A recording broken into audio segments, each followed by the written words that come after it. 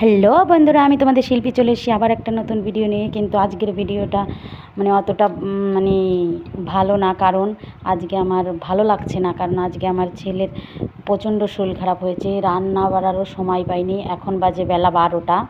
দেখো খেতে বসেছি শুধু সেদ্ধ ভাত, এর মধ্যে আছে আলু সেদ্ধ আর পেঁপে সেদ্ধ। তো ভালো লাগছে না খেতে, তবু বাঁচতে তো হবে।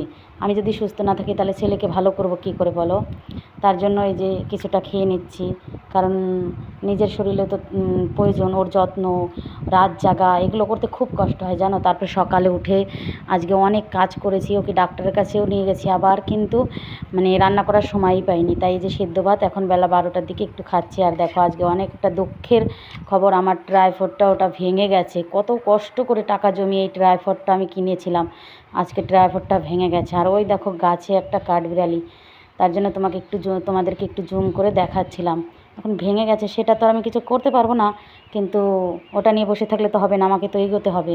তাই তোমাদেরকে কাঠবিড়ালিগুলো একটু দেখাচ্ছিলাম। তাই আমার ভিডিও যদি তোমাদের ভালো লাগে তাহলে একটা লাইক আর একটা কমেন্ট করে দিও। আর এমন নতুন নতুন ভিডিও পেতে আমার সাথে থেকো। টাটা।